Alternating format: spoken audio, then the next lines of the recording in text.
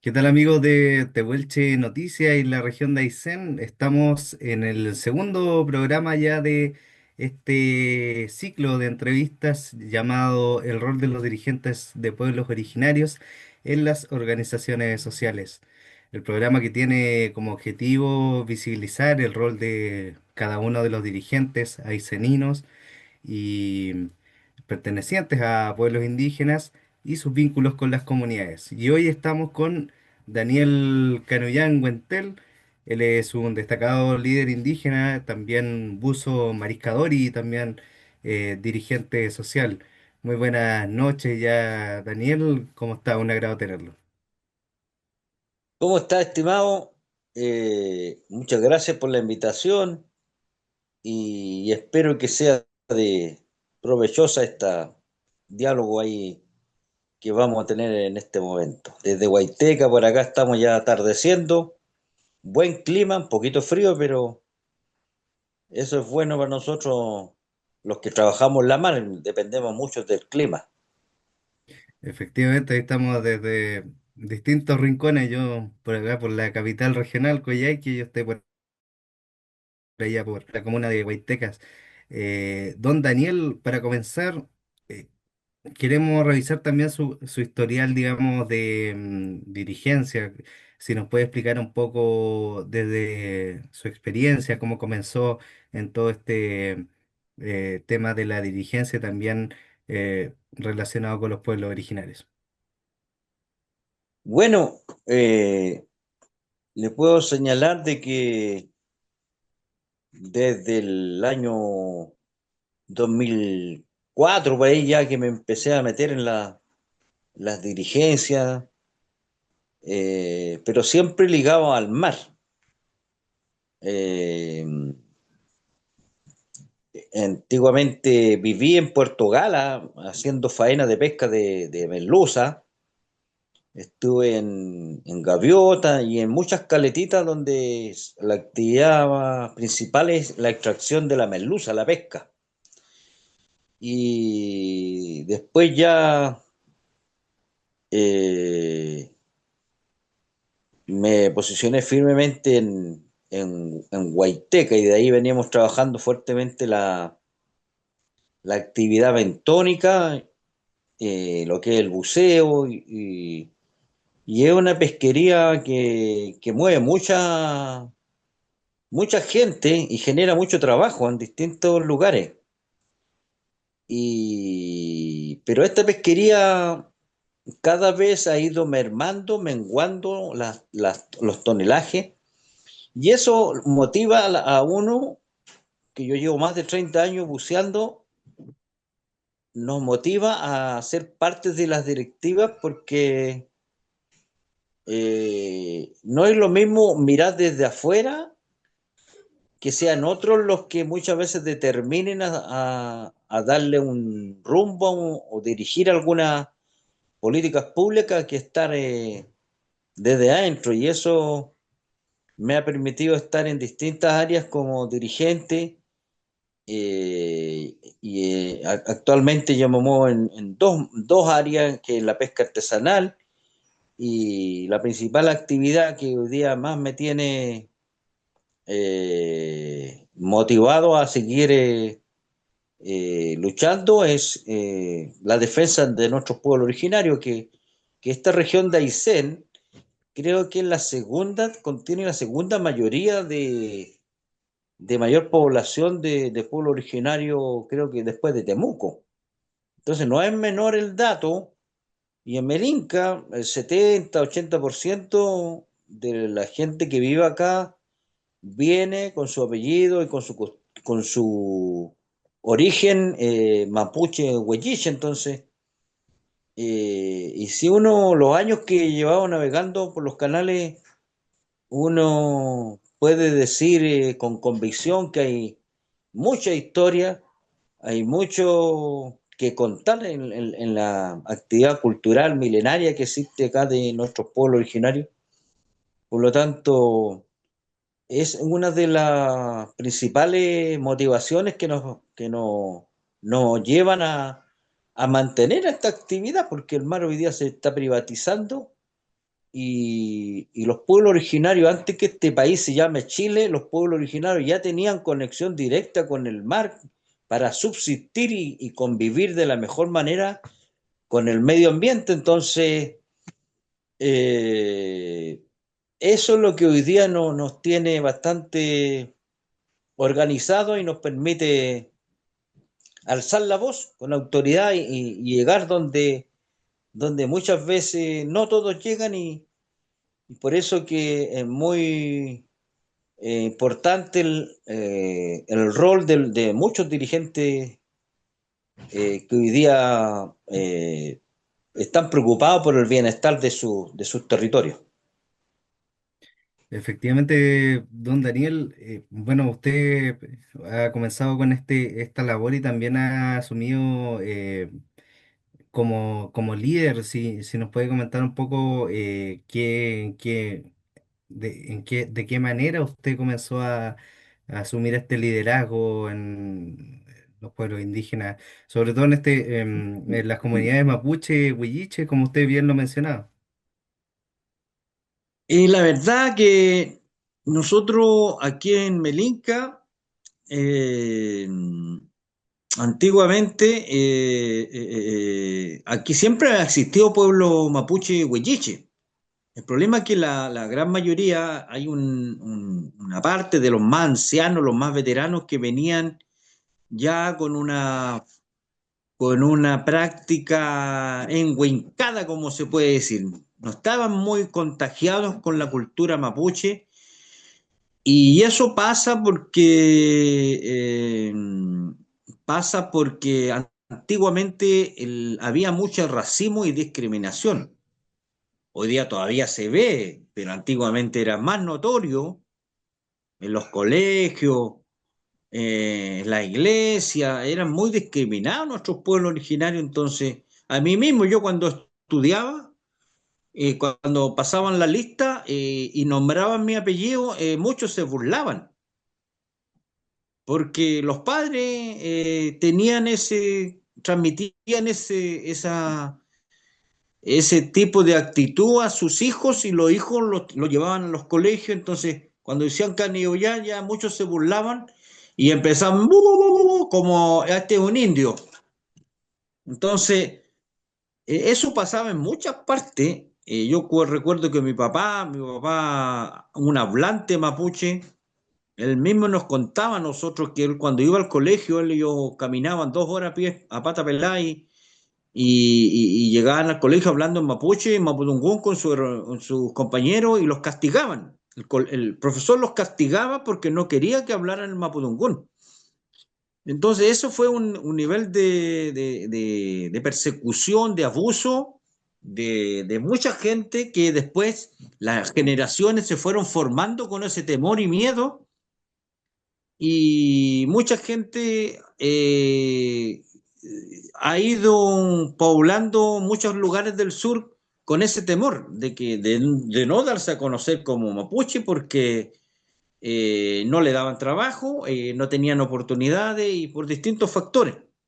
Entonces nosotros cuando nos organizamos en Berinca nos costó, algunos nos dijeron, yo les decía, queremos formar una comunidad indígena porque la misma ley 19.253 nos permite constituirnos y algunos me decían, no, yo no soy mapuche, y teniendo los dos apellidos. Entonces, no fue fácil hasta que nos logramos constituir.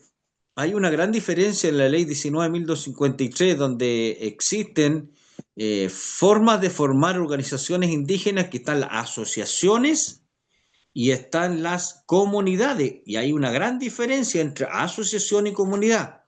Las comunidades son territoriales y las asociaciones son como un comité nomás. Y aquí, en aquellos años, había una asociación donde algunos les dijo a la gente, mira, organícense como asociación porque eso les va a permitir conseguir más becas para los niños. Entonces, la motivación de aquí de gente de origen mapuche y huilliche no era territorial, no había una mirada de cuidar el territorio, sino que la mirada era cómo conseguir un beneficio, una beca. Y ahí nomás llegaba. Entonces, cuando nosotros empezamos a revisar la ley, Después nace la ley de 20.249, se aprueba el convenio 169, la misma declaración de Naciones Unidas, donde algunos peñas que se movían en otro nivel, ya a nivel internacional, pues lograron instalar algunos unos términos que la libre determinación, que nace de una declaración de Naciones Unidas. Entonces, en base a todos estos conceptos, nosotros empezamos a hacer uso de la ley porque eran derechos adquiridos que se iban consiguiendo después de todo el atropello que hubo a nivel mundial, y también eso fue en Chile. Entonces había que empezar a recuperar todo lo que la humanidad nos quitó, todo lo que el Estado chileno nos quitó, y la única forma de empezar a recuperar esa deuda que tenía el Estado chileno con nosotros era organizado. Entonces nace la comunidad Puguapi el 2008. La misma CONADIE nos puso miles de obstáculos para conseguir la personalidad jurídica. Hasta el 2011 recién pudimos lograr tener una personalidad jurídica para poder ser reconocido a distintas instituciones, pero independiente de eso, sin personalidad jurídica, nosotros estuvimos funcionando igual. Pero muchas veces había que tener esto porque decían, no, ustedes no son nadie, así que no nos invitamos, no nos consideramos para nada. Entonces desde ahí nosotros nos hemos organizado para velar y poder poner el equilibrio en los territorios, porque existen muchas amenazas en muchas partes. En Temuco están las forestales, están las comunidades batallando ahí porque los efectos que generan los bosques están dejando sin agua las vertientes, y algunos lagos se están secando. Nadie está en contra del desarrollo, pero te están generando un problema, que muchas veces esos problemas no son visibilizados, entonces hay que estar organizados para que te escuchen. Y acá en el sur tenemos los mismos problemas. Nosotros, como pescadores artesanales, buzos mariscadores, tenemos una cuota de erizo que se exporta a Japón, que son 14.000 toneladas, pero antes eran como 30.000, hoy día vamos a 14 y va inclinándose hacia abajo.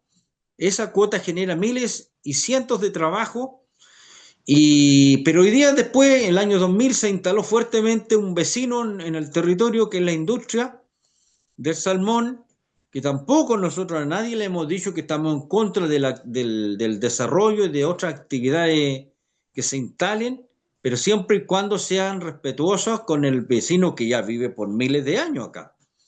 Y cuando no existe ese respeto mutuo hacia las comunidades territoriales, ahí es donde empieza a ponernos en estado de alerta y que hay que hacer algo. Y desde ahí nosotros venimos trabajando con la ley 20.249, una ley que se ganó legítimamente en el Congreso, fue aprobada por el 99,9% del Parlamento. Hubo un solo parlamentario que se abstuvo, que fue el parlamentario Alaman, pero la gran mayoría lo aprobó.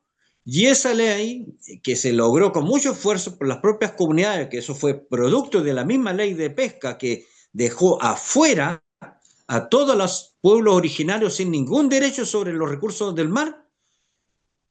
Las comunidades se organizaron, batallaron con una pelea dura, y ahí nace la ley 20.249, que es la ley Lasquenche, que en Mapudungun significa gente de mar.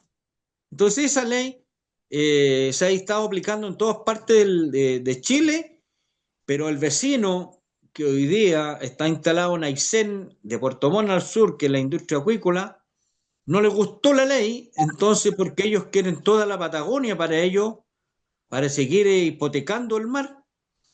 Y resulta, nosotros, antes que se privatice todo el mar, dijimos, bueno, tenemos que hacer uso de la ley porque tenemos que pensar en las nuevas generaciones, y la ley Lasquenche busca mantener una actividad milenaria cultural, mantenerla activa, pero para mantener esa actividad vigente tenéis que primero tener el control del territorio. Y la ley Lasquenche es para eso, y la ley Lasquenche no impide que otras actividades operen en el mismo espacio, pero siempre con responsabilidad y con un clima de respeto.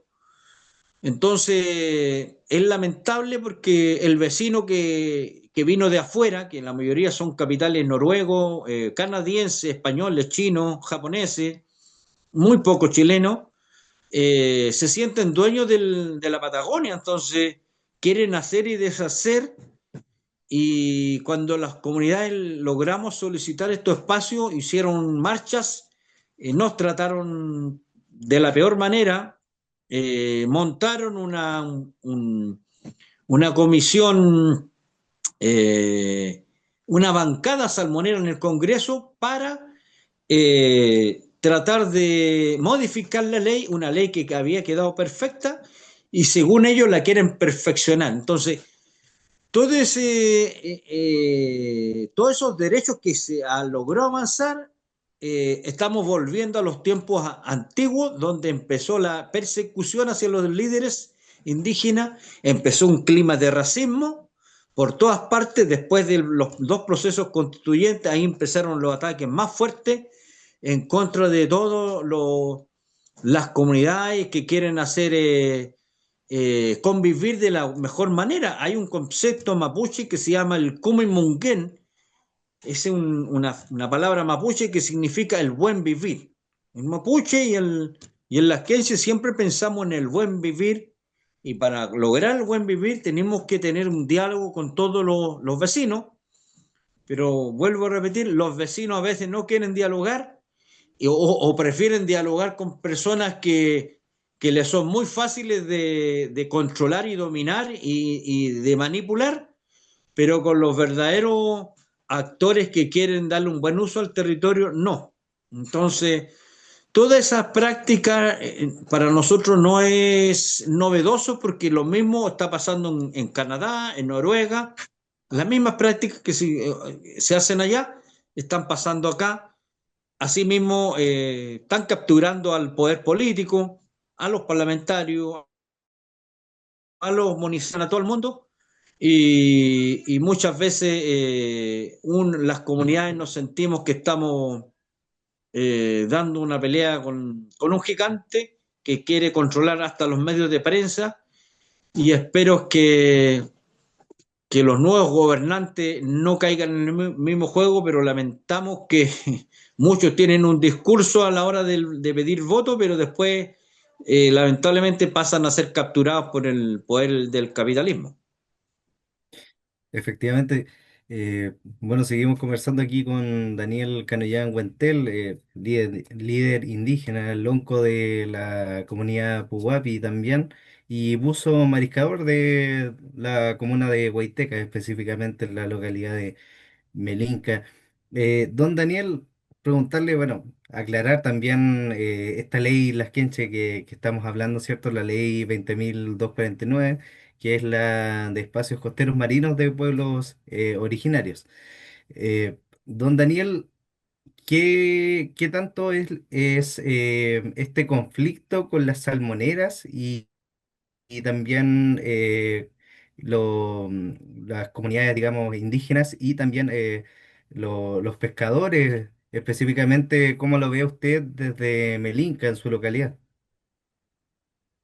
La verdad que acá nosotros hicimos en su momento mucha difusión radial, una radio comunitaria de la municipalidad, y, y las participaciones ciudadanas que se hicieron respecto a estos espacios, las dos fueron validadas por la comunidad presente de aquel momento. Todo se cumplió al pie de la letra y fue un diálogo transparente, abierto, donde se le dio a entender a la gente de que esto no impide que otras actividades operen en el mismo espacio. Eso se respeta, todos los derechos adquiridos, como los derechos de pesca, esos derechos no quedan, no se anulan con aprobación de un espacio marino. Yo te digo porque yo me muevo en los dos mundos. Yo soy pescador, soy buzo mariscador, soy armador pesquero, tengo mis embarcaciones con derechos de pesca. Entonces, para que uno pueda hablar, tienes que conocer bien los dos mundos. Y en este caso, a mí me tocó liderar eso con los pescadores.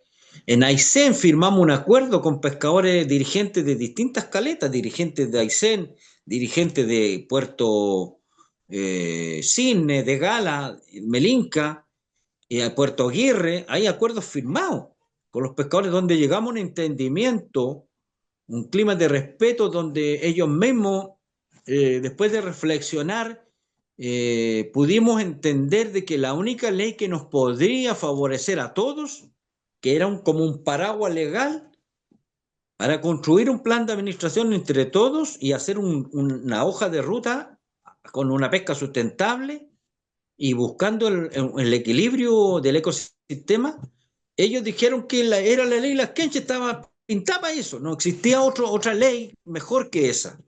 Y por eso nace un acuerdo que yo se lo voy a compartir a usted para que me diga que, no le diga que, no piense que estoy mintiendo, eso está firmado. Y también eso llegó al gobierno regional, pero las participaciones ciudadanas, casi nadie, no hubo una oposición, hubieron participaciones ciudadanas en Melinca, en Saicén y en Cisne, porque a todos es una ley inclusiva, la ley Las Queches, no es una ley discriminatoria y que deja cerrada la puerta, porque fue tanta la campaña del terror que hizo la industria que decían, no, que si se aprueban los espacios marinos, la gente no va a poder entrar a pescar, la gente no va a poder ir a cortar una leña, no va a poder navegar, decían los marinos. Entonces, una campaña de desinformación que se hizo, lo mismo que está pasando hoy día con las campañas políticas presidenciales, donde puras noticias falsas por redes sociales, mintiendo, para desinformar.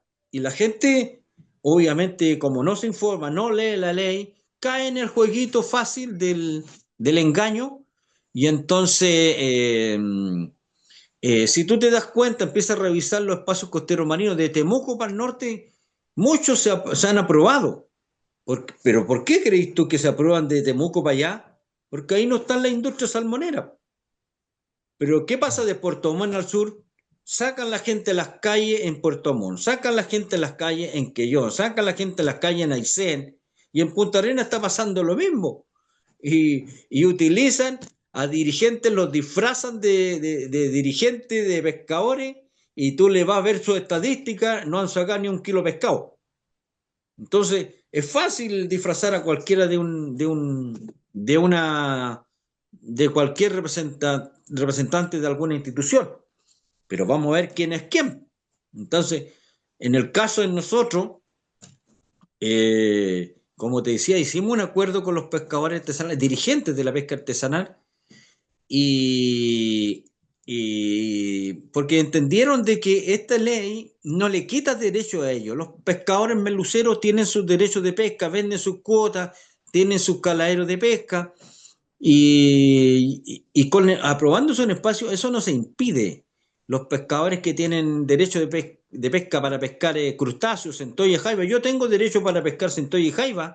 Entonces, con la ley Las Quenches no se le quita ese derecho a los que ya tienen un derecho adquirido. Lo mismo las salmoneras que tienen más de 720 concesiones otorgadas en la ICEN, tampoco las pierden, siguen operando, solamente se suspenden las concesiones que están en trámite, pero el ecosistema no resiste más. Hay 720 concesiones otorgadas, hay 340 concesiones otorgadas dentro de la área silvestre protegida como la Reserva de la Huayteca, pero de todas esas 720 no la ocupan todas, ocupan 30, 40, o sea, 300, a lo mucho 400. Entonces, cuando los empresarios han hablado con nosotros, nos han dicho, don Daniel, mire, lo que pasa es que nosotros nos molesta o queremos que usted baje su espacio costero marino. Entonces yo le digo, pero dame una causa, un motivo justificado. Si te faltan concesiones, conversemos y veamos cómo hacerlo, pero estamos dispuestos a dialogar. ¿Te faltan? No. Entonces, las evidencias están a la vista. Entonces, ¿por qué les molesta el espacio costero? Ustedes están desarrollándose, nosotros igual queremos desarrollarnos. Al final Entonces, con esto ganarían todos, no perdería todo, nadie. todo, inclusive es más, porque ellos le piden, le exigen que tienen que cumplir algunas exigencias para entrar a los mercados internacionales nacionales, le dan una certificación y sería distinto que ellos vendieran un pescado a nivel mundial, de que dijeran venimos de la Patagonia, pero aún más ahora estamos produciendo dentro de un territorio indígena. Le daría un mayor prestigio, un mayor realce, pero ellos no quieren, exista un clima de racismo, no toda la empresa, hay empresarios que entienden y apoyan la causa de los espacios costeros marinos, pero hay empresas mafiosas que quieren controlar a todo el mundo y no están de acuerdo a sentarse a conversar con las comunidades. Y la ley Laskenche te permite, te obliga a dialogar entre todos y a construir un plan de administración, que ese plan de administración se puede actualizar cada 2 años, cada 4 años, y no impidiéndole el acceso a nadie. Entonces, el mismo Cernapesca ahora último, porque como te decía, están modificando la ley 20.249 la Comisión de Pesca del Senado, pero en base de puras mentiras. No es que parece, que me dijeron, no es que están haciendo mal uso de la ley, es que están cobrando cobros millonarios. Se le hizo la pregunta formal por ley de transparencia al Cernapesca, para que el Senapesca se pronunciara si los comentarios que están llegando a la Comisión de Pesca al Senado son reales o falsos. Y la respuesta de Senapesca, ¿sabe cuál fue? Lo dice textual: no existe ninguna denuncia formal en contra de la ley Laskenchi por dar un mal uso. Entonces están modificando una ley en base de mentiras, sin argumentos, sin evidencia. La ley de pesca había evidencia, porque hoy día el senador Orpi está preso. La Marta Isás igual, varios parlamentarios estaban metidos, eran títeres de la industria, para entregarle los peces a 7 familias, y gran parte de esa familia hoy día también producen salmón, como Camanchaca y Blumer. Tienen buque rastrero, tienen la pesca silvestre, en tenerlo en derecho de propiedad a perpetuidad, para transformar esos peces en alimento para salmón. 7 kilos de pesca silvestre para producir 1 kilo de salmón. Entonces, aquí hay un poderío enorme en este país, que se quieren empoderar de todo, de los bosques, de la tierra, del mar, de los peces. Entonces, ¿qué nos va a quedar a nosotros si por eso nace la ley Lasqueche, para que por lo menos nos permitan navegar libremente con nuestras chalupitas, mantener nuestra actividad milenaria? Pero resulta que el mar se sigue privatizando, privatizando. El año 2007 tuve el privilegio de viajar a Nueva Zelanda junto con otras delegaciones de dirigentes de pueblo originario. Iba el cacique mayor de Chiloé, don Armando Yatureo, el presidente de una federación de comunidades indígenas de Cucao, de Chiloé, otros dirigentes de Ancud, dirigentes de la pesca, andaba el gerente de Douglas Tonkin en aquel tiempo, de Mapulagual, de Osorno. En total éramos una delegación como 20, y de Melinca fuimos 2 invitados, un concejal, y en el caso mío tuve el privilegio y me invitaron. En esa reunión también iba el gerente general de Salmón Chile, que en aquel tiempo era Rodrigo Infante. Y en la gira que anduvimos allá los 10 días, viendo cómo Nueva Zelanda era el líder mundial en áreas protegidas marinas, y uno de los líderes que tiene una economía poderosa en promover el turismo. Entonces, mientras estábamos en esa gira, nosotros le planteamos al gerente general de que era necesario tener una conversación ya, con los vecinos que se estaban instalando en el territorio, y el hombre le pareció bien, dijo: bueno, yo creo que yo me voy a encargar de hablar con los productores salmón, para que ustedes planteen sus preocupaciones y todos sus temas que quieran abordar con la, con la industria. Entonces, el hombre convocó a los representantes de gerentes de las empresas. En ese tiempo estaba Acuachile, estaba el Golfo, todavía no nacía Blumar porque era el Golfo. Después el Golfo se fusionó con Salmones y Tata y de ahí nace Blumar. Estaba Camanchaca, Multi-Export y Yadran y otras empresas más. Y montamos una mesa de diálogo. Entonces, nosotros siempre hemos sido partidarios de dialogar, un clima de respeto. También hubieron autoridades de regionales en aquel tiempo acá en Melinca, hacíamos las reuniones cada 2 meses, una vez al mes, una cosa así, donde nosotros poníamos nuestras preocupaciones y ellos manifestaban las de ellos. Entonces, ellos nos decían que le robaban mucho salmón, pero eso no era un tema que pasaba en Melinca, eso pasaba ya en la décima, en Calbuco. Nosotros era preocupante porque se estaban instalando en muchos lugares donde tenemos los semilleros de erizo y veíamos cada vez más basura en el borde costero y tuvimos más de un año y medio dialogando con todos estos señores y sin ver ningún cambio en su actitud. Se mantuvieron tal cual hasta que vino el virus ISA el 2008-2009 y de ahí hubieron mortandades masivas de peces en todas partes, en muchos lugares. Y nosotros llamamos al representante de Acuachile, porque aquí lo tuvimos al ladito en Melinca, aquí en Repollal. Dijimos de buena manera al gerente, le dijimos, necesitamos que usted venga a hacerse presente aquí en la comuna a más tardar de aquí al lunes, era viernes, porque está generando un efecto muy grave a la comunidad costera. Hay una masa de agua contaminada con grasa de salmón podrido circulando por los canales y una calor tormentosa que tuvimos en ese tiempo y una baja de oxígeno brutal donde el pescado se estaba muriendo. Los buzos que bajaban nos decían, miraban desde el fondo hacia arriba, al cielo, o sea, el fondo hacia arriba, y era como que estaban nevando, pero la nieve no era nieve, eran peces que iban muriendo y se iban al fondo.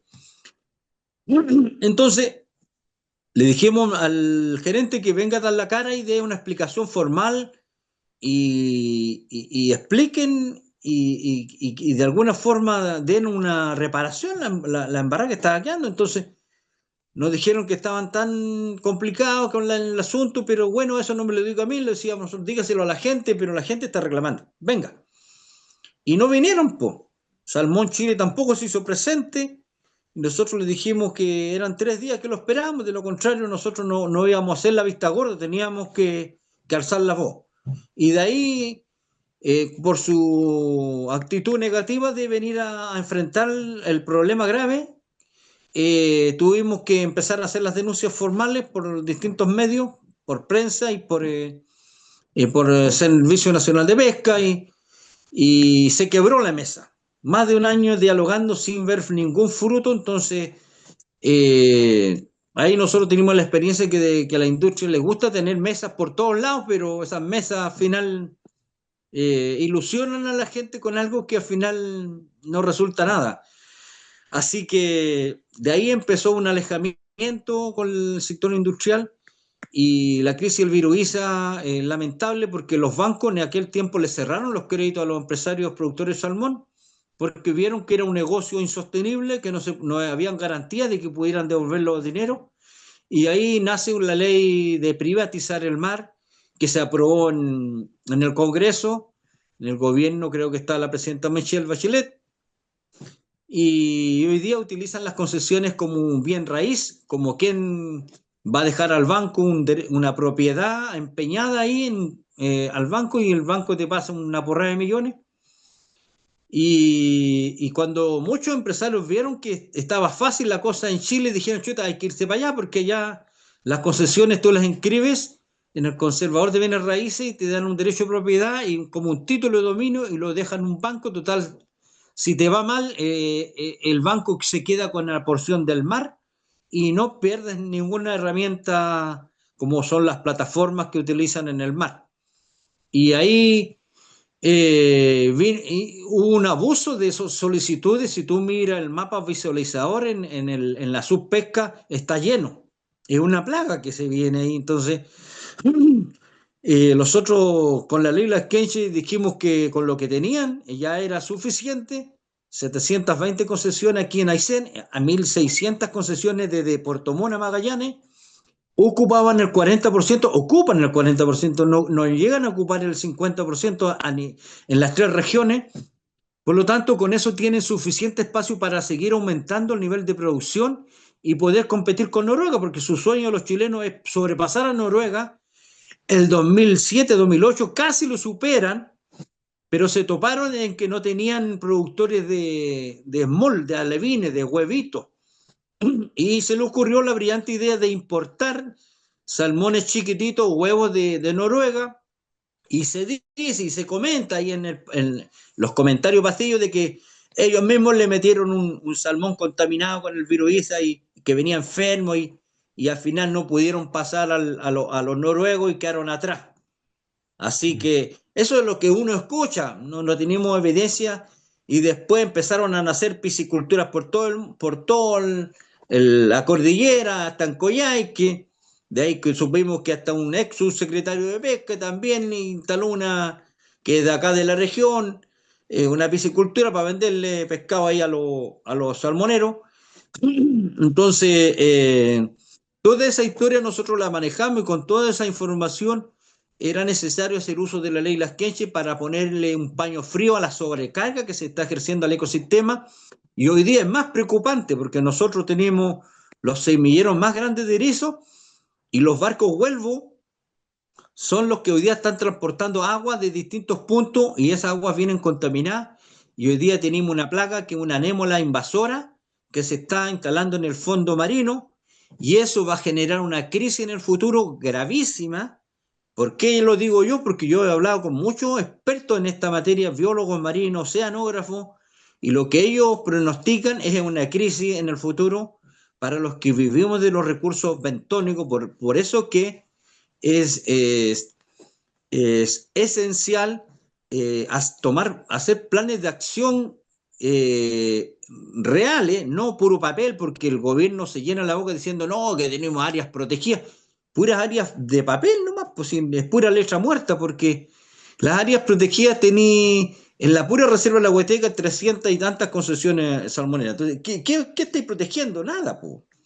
En el Parque San Rafael, en el parque en la Isla Magdalena.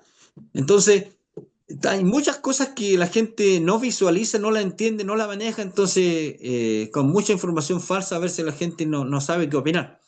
Entonces, la ley de las quinchas lo que busca es poner en un equilibrio al ecosistema y respetarnos mutuamente con todos los usuarios que ejercen una actividad, ya sea económica, como la industria del salmón, los que tienen área de manejo, la pesca artesanal, y llegar a puntos de entendimiento donde se respetan ambas prácticas, pero siempre priorizando el bienestar y el equilibrio del ecosistema para tener un mar saludable en la Patagonia y no tenga que pasar lo mismo que pasó en Chiloé o en la décima, que cada vez toda la industria se está viniendo para el sur y la misma pesca artesanal se está viniendo para el sur y quieren declarar macozona porque esta región todavía se ve un poquito saludable y eso pasa porque las otras regiones no han sido capaces de controlar el colapso de la pesca artesanal y la carga del ecosistema, la baja de oxígeno hace de que los recursos allá cada vez vayan de mal a peor y tengamos hoy día una flota de la décima metida acá sacando toneladas y toneladas de erizo, pesca, congrio y distintas especies sin poder controlarlo porque Senapesca no tiene ni siquiera una embarcación. Don ¿Cómo va a Daniel, cuidar el guardián de la bahía? ¿Cómo va a cuidar un tremendo territorio y no tiene un bote? Ni siquiera un kayak para salir a fiscalizar. y estas embarcaciones ilegales que de repente vienen y últimamente también, según información de Pesca, que han entrado a la región a extraer recursos de manera ilegal, ¿son una amenaza para ustedes también o solo para, digamos, para las salmoneras que están en la región? La verdad que es una amenaza para distintas áreas porque eso cuando hay pesca ilegal, el mercado cae, po, porque hay compradores que compran esa pesca negra, lo compran a bajo precio, y cuando tú llegas con un producto de buena calidad, con todas las normas cumplidas, te ofrecen chauchas porque al final ya tienen estoqueado su pedido y te lo compran para blanquear, lo mismo que está pasando con las áreas de manejo. El loco en esta región lo saquearon todo. Supuestamente le pusieron una veda, pero anda a pillar si encontráis loco. Se supone que con una veda tenía que haber abundancia de loco y no hay, pues. Y eso pasa porque la pesca ilegal, el matuteo, no se logra controlar y, y muchas veces los exportadores de distintas especies compran a los que tienen papeles legales, le compran, pero no porque les falte producto, es porque necesitan los papeles para blanquear un producto que ya está guardado en bodega, está en el frío y necesitan exportarlo. Entonces, eso está pasando en el tema en distintas áreas y en el salmón pasa lo mismo. ¿Cuánto? El otro día en el puesto interno dijo que había uno que había facturado no sé cuánto, más de 500 y tantos millones de pesos en puro salmón y no tenía de dónde acreditar, de dónde salió. Entonces, es una amenaza para todo tipo de actividad. A nosotros, la flota de barcos que circulan por acá, no sabemos qué llevan en la bodega. Nadie los controla, ni la Armada ni Cernapesca. Don Daniel, también le quería preguntar dos cosas bien concretas. Eh, Una es, en parte, estos acuerdos con otros sectores del litoral, como Cisne, como, bueno, Cisne, Aysén también, como usted decía, que había entablado conversaciones con otros pescadores y dirigentes. Y relacionado con eso, ¿qué tan distintas son las demandas desde su área, que sería Melinca, con las de las otras zonas del litoral? Y lo otro es también que, bueno, siempre en estos discursos de las salmoneras, siempre según se relata, la idea es unirse con los productores locales para que ninguno pierda. Entonces, ¿es tan así este discurso o, o usted cree que no? Yo creo que no es tan así muchas veces, ¿ah? No hay un diálogo honesto. Siempre la industria quiere imponer sus propios intereses por sobre de las comunidades que piensan distinto. Entonces, mientras no exista un diálogo honesto y que sea de verdad que están dispuestos a también acatar sugerencias o recomendaciones de las comunidades, yo creo que por ahí pasa el tema, pero muchas veces ellos no están con el ánimo de ceder en algunos puntos, sino que quieren siempre imponer. Y cuando el dirigente no cambia su postura, tratan de capturarlo, de aguacharlo, de ahí convencerlo con algo, arreglarlo, como se dice. Y lamentablemente que muchos ya cayeron en eso y en este caso nosotros, toda nuestra inversión, yo te hablo en el caso mío y de muchos compañeros más, nos sacamos la mugre en el mar, trabajando con los derechos que hoy día tenemos por ley. Y invertimos nuestras embarcaciones en materiales de pesca, equipo buceo, winches, cada vez hay que mantener nuestras lanchas. Entonces, somos una actividad que no es menor, que generamos mano de obra a muchas plantas cuando extraemos recursos. Entonces, esa actividad cada vez se ha ido atropellando, menguando.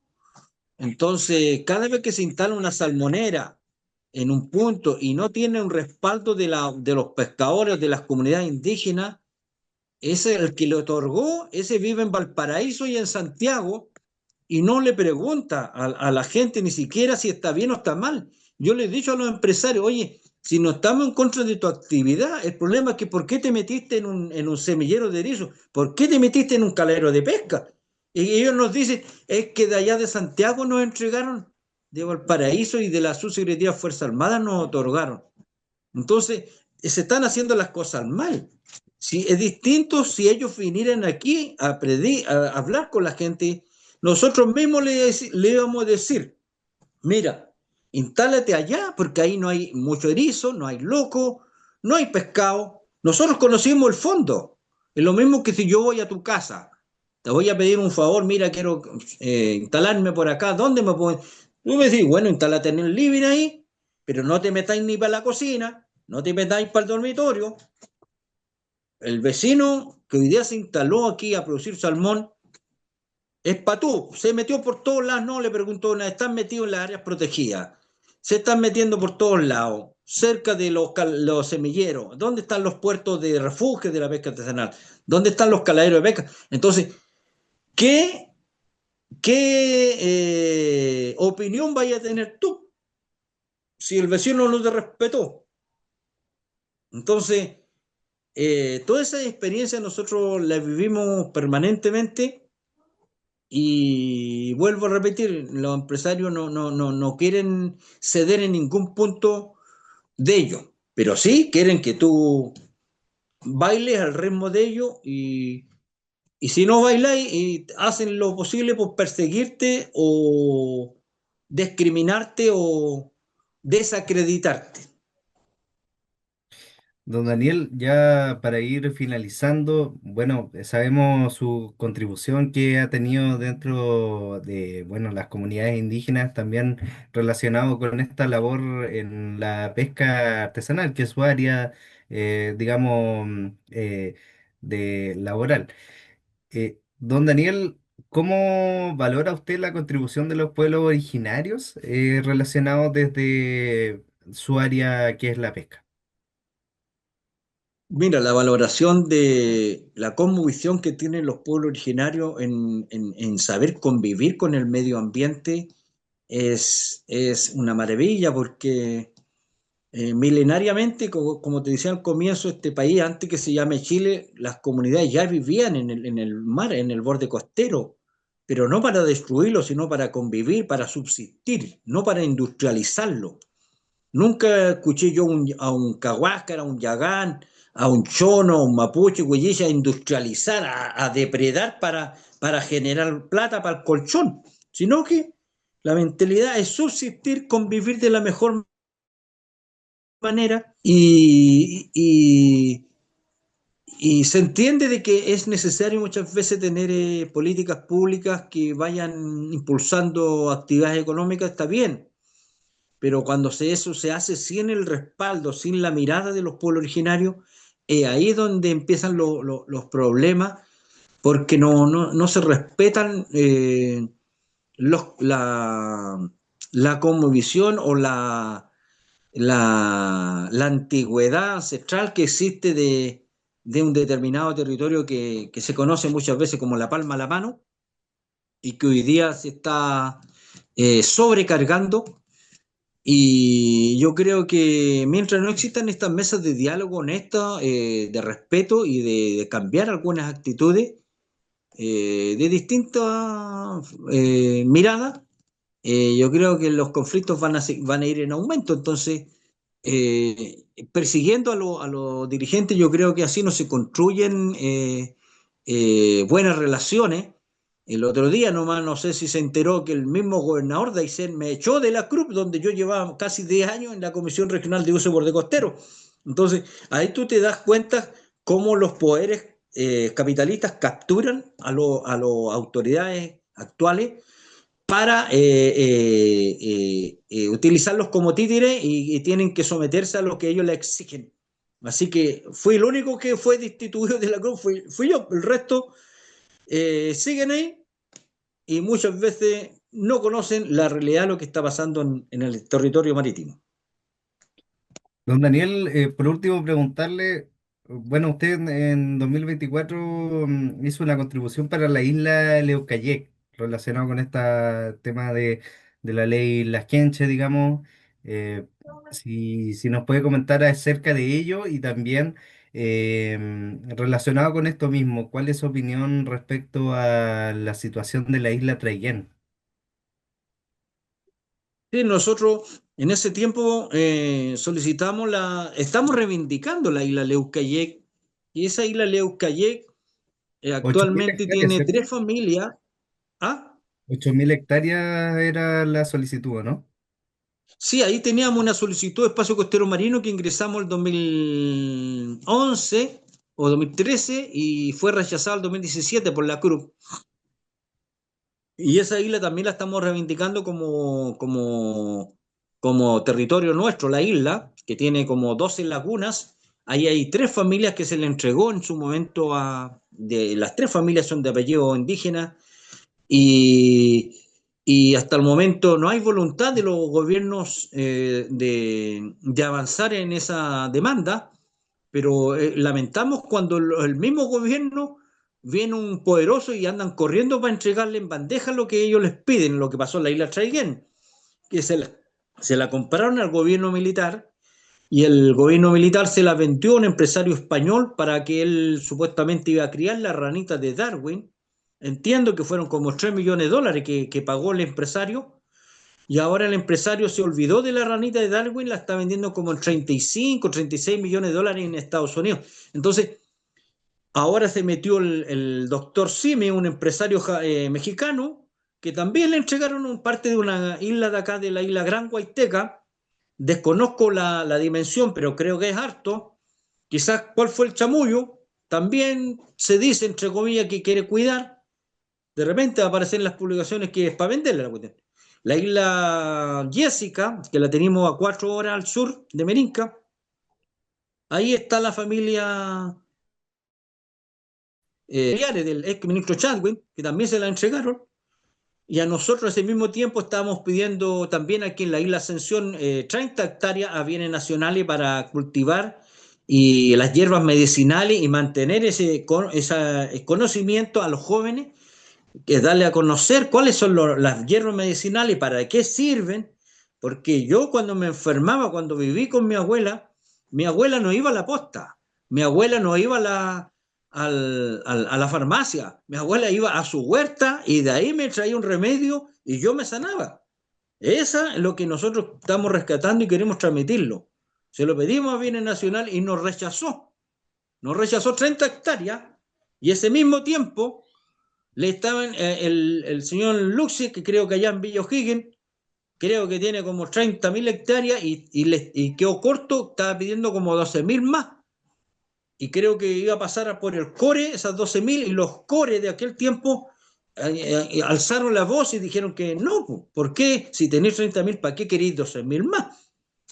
Y a nosotros, nativos de acá, para cultivar hierbas medicinales, para transmitir el conocimiento a los jóvenes, a los niños, nos dijeron que no.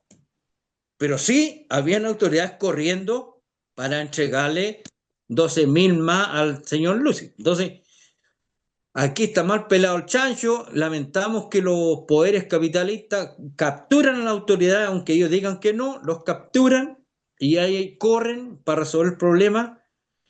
Pero cuando se trata de gente humilde que vive con mucho sufrimiento en los territorios, los persiguen, como está pasando aquí en Belinca, en el borde costero, donde han venido cobros a un miembro de mi comunidad indígena que es maestro constructor de embarcaciones, 32 millones de pesos le están cobrando porque tiene un galpón donde repara las lanchas. Vive al frente de mi casa, a una Lamuen que vive muy cerca del barrio, también 62 millones.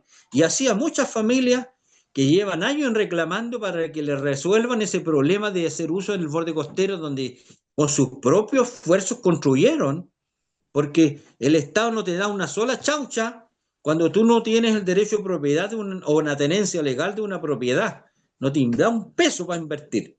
Y eso lo hicieron ellos solos y hoy día lo están persiguiendo con cobro y con demanda en el tribunal. Entonces, ¿qué pasa con los gobiernos? ¿Dónde están todos los gobiernos? Izquierda y derecha no han sido capaces de resolver esos problemas y la gente se va a la tumba esperando que le entreguen un título de dominio. Después siguen los nietos, los hijos, pero cuando viene un poderoso, todo el mundo corre. Sin duda que es una situación que ha pasado por años y también es una situación que sigue actualmente. y es una problemática que, bueno, si no se trata no va a poder resolverse, sobre todo este tema que usted decía de los títulos de dominio y las órdenes de desalojo en las distintas localidades, sobre todo en el litoral, como es también Melinca. Don Daniel, ya para finalizar, agradecerle nuevamente por este espacio, por estar con nosotros también en este programa. Y bueno, si tiene un mensaje para cerrar esta conversación. Bueno, lo último que puedo decir que estamos en unos meses electorales y esperemos que los candidatos tomen estos problemas territoriales de la zona extrema, si no son capaces de tomar esta problemática que viene por años, por generaciones. Distintos gobiernos han hecho lo mismo, no resuelven los problemas de las zonas extremas, están en un total abandono, se habla de un supuesto desarrollo falso donde se jactan los gobiernos actuales o distintos gobiernos de que tienen una industria exitosa que mueve millones de dólares, pero resulta que eso no se refleja en los territorios porque aquí en Melinca no hay alcantarillado, no tenemos un agua potable de buena calidad. Eh, cuando la industria necesita algo, el gobierno invierte en 3 tiempos, le hicieron un aeropuerto de lujo para que muevan sus trabajadores, hicieron muelles buenos para que muevan sus barcos, pero no hicieron los alcantarillados, no arreglaron el agua potable, no le entregaron, no hay un plano regulador, no tienen la tenencia legal de sus territorios. Entonces, ¿de qué desarrollo me están hablando? Entonces, el llamado que yo hago, que la gente vote con conciencia y que veamos quiénes son los que van a recoger los problemas y que de verdad los van a resolver. Pero si va a seguir más de lo mismo, yo creo que mucha gente está aburrida de los políticos, ya no les creen, porque cuando llegan a los tronos, a los puestos, se olvidan de los problemas y capaz que mucha gente no vaya ni a votar. Es lamentable, pero esto viene por años. Así que bueno, me despido y agradezco esta cordial invitación y siempre vamos a estar disponibles a alzar la voz y dar a conocer la realidad donde estamos viviendo en las islitas, que muchas veces somos el patio trasero de los gobiernos regionales que tenemos en la Patagonia. Perfecto. Don Daniel, ya finalizando entonces, no me queda más que agradecerle, Daniel Canullán Huentel, pelonco de la comunidad Puhuapi y también, bueno, oriundo de Buzo, mariscador de Melinca. Gracias por estar en este segundo capítulo del rol de los dirigentes de pueblos originarios en las organizaciones sociales. Con esto entonces estamos cerrando este segundo capítulo. Muchas gracias, estimado, y éxito en todo su trabajo comunicacional ahí, que le vaya bien. Muchas gracias. Y nos vemos Chao. en cualquier momento. Hasta luego.